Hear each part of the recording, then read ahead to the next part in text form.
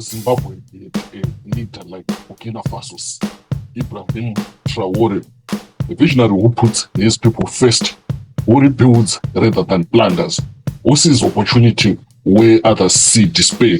What if Zimbabweans were given the chance to rise again, not to just survive, but to thrive? Welcome, Panopa Madiri. My name is Alistair, and today I've got an interesting video. This is more on the business side rather than on the political side. So let me give a disclaimer. Lest one misconstrues all I will present in this video is political, but it's all about business. As you know, on this channel we speak about entrepreneurship, but I would like to give entrepreneurship a perspective of history, where I can look back on our history and how our country developed since independence. So today I will show a glimpse of what happened soon after independence. Obviously, only that I could only know that through history. Then during the era of where things were really working in Zimbabwe, during the time of none other than the late Robert Mugabe, the president.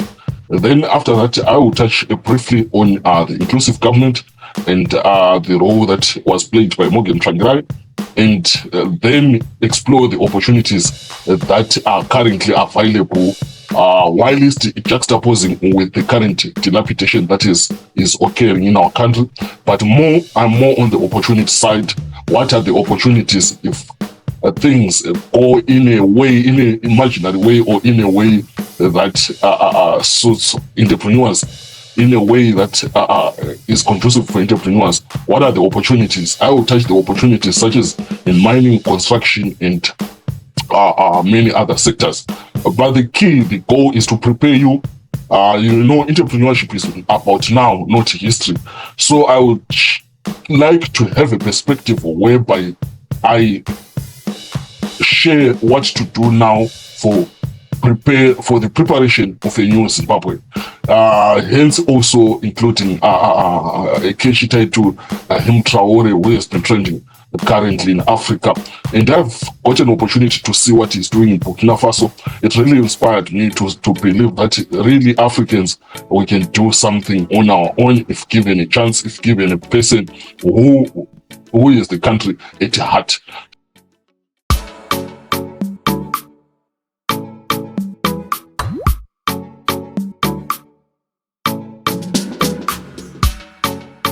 Our story begins with what could have been Joshua Nkomo, who dreamed of a united, prosperous Zimbabwe, one where all tribes, all people had a seat at the table.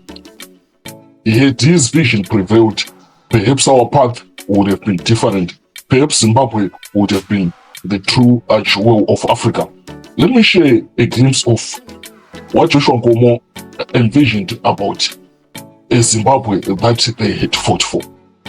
Immediately. That's right. In Southern Rhodesia, and you think that this wouldn't cause any trouble? No trouble at all. Why should it? Even with the white population? The white population, we regard the white population as part of us, and I don't see them as being white. I see them as being part of the people in Southern Rhodesia. Under Mugabe's early leadership, Zimbabwe shone. I remember coins in my way as a young boy. Fortunately, I'm not a AMA 2K guy. I'm a 19th. I was born in the 20th century, and I remember using coins in our country, which is, if you speak about it now, it seems as if it's something which didn't exist.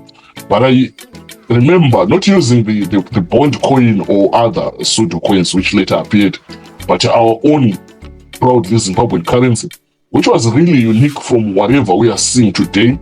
It resembled real money. It really competed with the other currencies that we see circulating around the globe. It had authenticity on it. It had real value with it. And one would be given coins as a young boy to go and buy mafriziti. I still remember mafrozen as in our Ndebele culture we say, and things were working. Buying eggs early morning. Remember the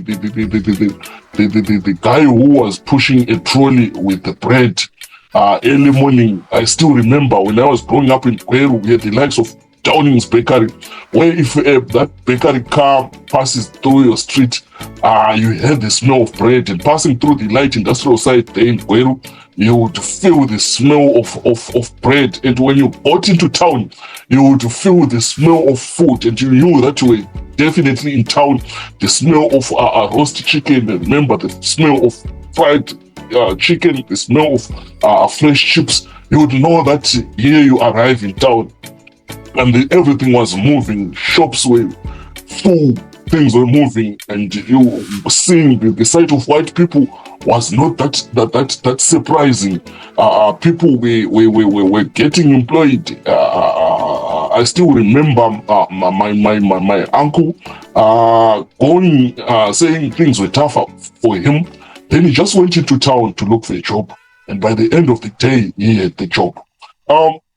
Things were really working. When we went to primary school, I still remember we had to just tell when your book finishes. You had just to tell your teacher that my book has finished, and she will give you another new free book, another free book. We used to learn. I still remember in my class we had a white guy called David Martinson, where his father was working at a local hospital as a doctor. And he really valued the education by then, that he saw no need of taking his son to Sweden where he was coming from, but taking him to our own local school where he could learn. And he started learning with us, and everything going smoothly with his sister Sarah. I still remember she was in the same class with my younger sister. And you know what? By then things were moving. If we share the same generation, I know you can testify that by that time, things were moving. Still remember companies doing adverts, the likes of Delta Beverages, okay, Grand Challenge. I heard that it's this year that the Grand Challenge was suspended.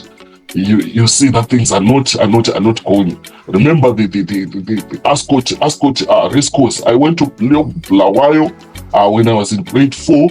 For a school trip, and we went to NRZ, to the airport, Joshua Kaunkomo, cotton printers, and there was an industry there to take a tour in, and we really enjoyed it. Cotton printers there, seeing how the invention of the 18th century or 19th century, the spinning weaver at play, where cotton was manufactured from seed level. That cotton was coming from Okwe, not outside the country, from Okwe, real cotton from the farmers. Then to Buluwayo, where it was in a day, they would spin, I don't know how much meters of fabric. We see cotton cotton being processed from seeds up to the point where it becomes a finished product, either t-shirts or either material or cloth, and being packaged as export quality for exports outside Zimbabwe. Things were really moving by then. Before the decay, you know, as a guy who went to NRZ, I still remember our school trip. One of the jewels and marvels headquartered in Bulawayo was the National Railways of Zimbabwe. It was once the pride of Southern Africa. I still remember the famous blue train which traveled from Harare to Vic Falls.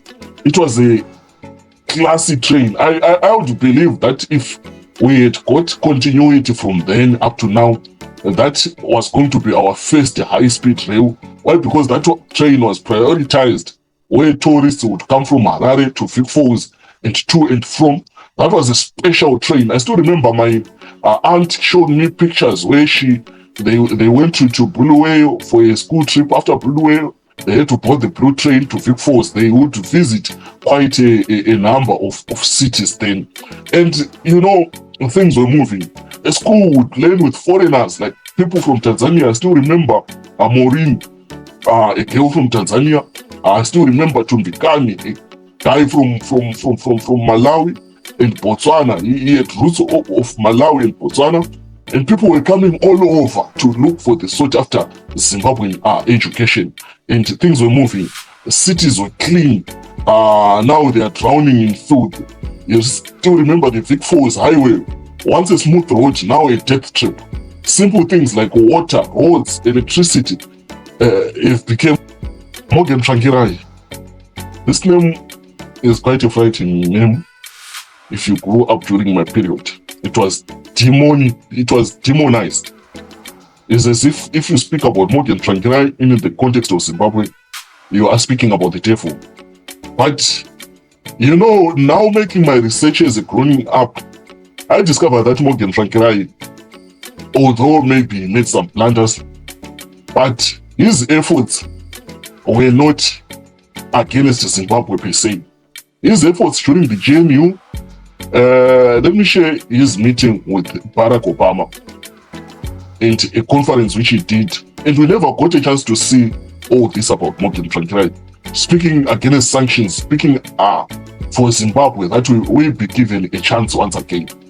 I think the Prime Minister is committed to significant concrete improvement in the day-to-day lives of the people of Zimbabwe. I congratulate him. They've been able to bring inflation under control after hyperinflation that was really tearing at the fabric of the economy.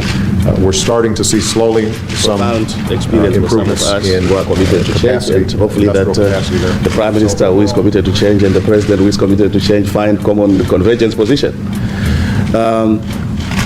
I've been explaining to the President that Zimbabwe is coming out of a political conflict and economic collapse or decay, and that the new political dispensation we have crafted is an attempt to arrest this decay, but also mindful of the fact that it is a journey. This is a transitional arrangement. We want to institute those reforms that will ensure that in 18 months' time, people of Zimbabwe are given an opportunity to elect their own government. Yes, there have been a lot of progress made by the transitional government, but there are also problems. It is the problems of implementation, and I do recognize that even by the standard of our own benchmarks, there are gaps that still exist, and that we will strive. And I want to express my commitment that we will strive to implement those benchmarks. Not because they are for the international community, but because for ourselves, an infrastructure revolution, Zimbabwe, freedom, a revolution whereby and the opportunity we are going to renovate and build infrastructure. Even being in the diaspora, I know that most of us have gained quite a good experience and expertise in regards to construction. We are the ones who are building other countries. We are building roads, name it South Africa, the UK. We are the ones doing all the donkey work. And if given a chance to rebuild our country, all that expertise will really be of benefit to our country. Moreover, that entrepreneurial spirit whereby you will see that as Zimbabweans we are enterprising. We know how to do stuff, how to start our own small businesses, and how to market to get those jobs. We know how to get stuff done. Be it kugadzira marodhi, be it kuvaka, we know how to do. So one of the opportunities in the construction revolution are building roads. So what you have to do now is register a company in Zimbabwe. Before it's too late, maybe fees will be high. Don't hesitate if you need to register a company in Zimbabwe. Don't hesitate to contact the numbers showing on your screen, whereby there are different models of building infrastructure like roads in Zimbabwe. The first model would be the government subcontracting, obviously, construction companies. And what you would need there, one is your registered company, two, equipment. What type of equipment would you need? Obviously, you would need trucks to ferry maybe raw materials such as concrete, such as maybe quarry. Then obviously you will need automated stuff such as pausers that can spray tar, automated equipment that can maybe compact during the construction. And obviously you have to do your own research. I'll do an independent video on how to start a road construction company in Zimbabwe. So the first model will be, obviously I know most of you are bankers in foreign countries, are earning much and you are saving much. You can now buy that equipment slowly exporting it to Zimbabwe, while there's no hype. Then, especially that equipment, make sure it's well kept and well taken care of. When things start, you are ready and cruising. There are big companies there like Bitumen Road. They took a chance and they are going to reap. I'm telling you, they are going to reap.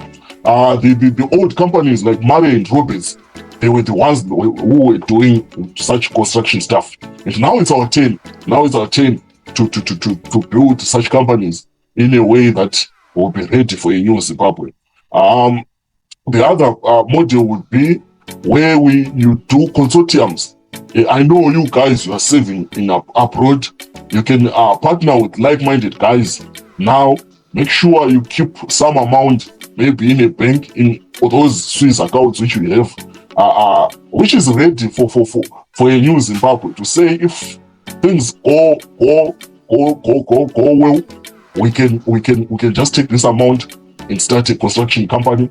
And the funding modules will be where you negotiate with the government, build a highway, then on the toll systems you get a percentage for a number of years, which is money which will keep on coming into your coffers as a company.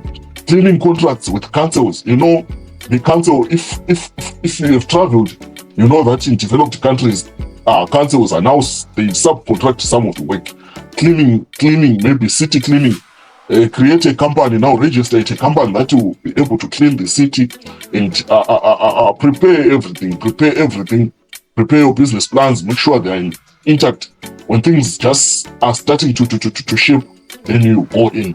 So don't hesitate. If you need business consultation, contact numbers are showing on your screen. Imagine in tourism and recreation, we have what we call the best falls in the world. A marvel, one of the 7 wonders of the world. The best tourist attraction in Africa. And we are fortunate that our side has the best views. Hence, that opportunity is really underutilized. Imagine a Victoria Falls with a very big state-of-the-art stadium. A Victoria Falls with the luxurious recreational parks such as those views which you see in the UK, where you can see the falls when you are up. Amusement parks, imagine all those things are lacking. Big shopping malls. Currently, it's really underdeveloped. It's not as it should be.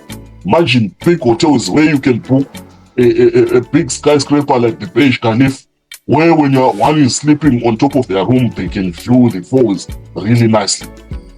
A place where it rains 24/7.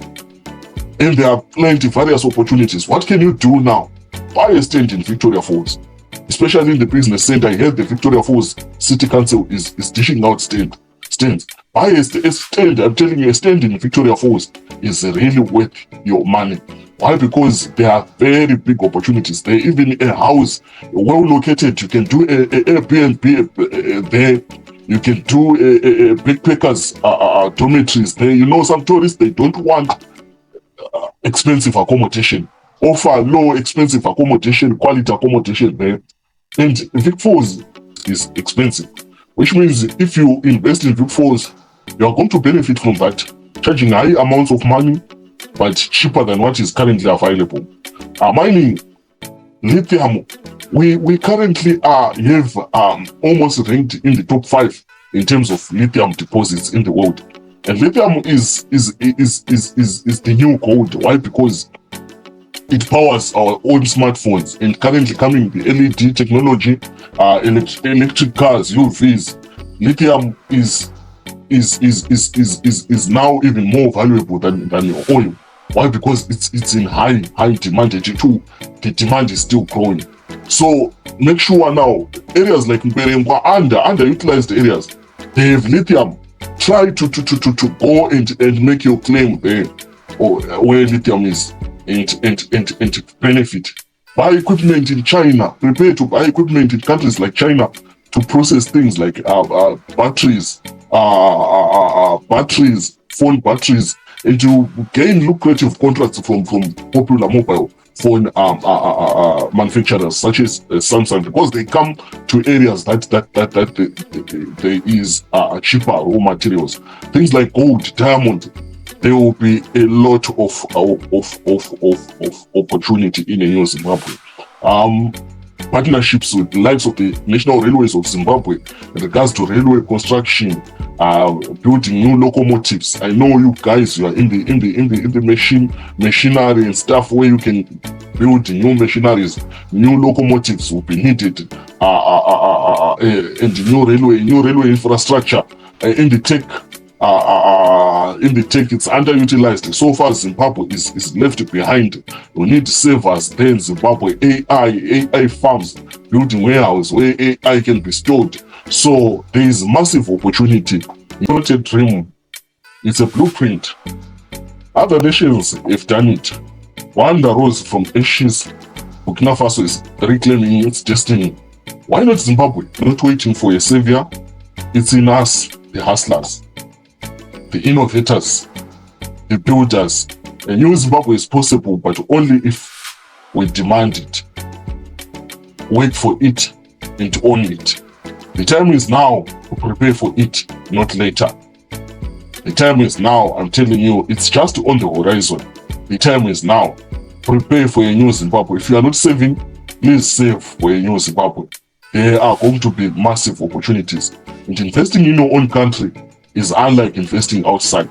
Investing in your country, investing kune kuvute, investing lapho wazalelwa khona is the best thing ever. Nothing beats home. Home is the best.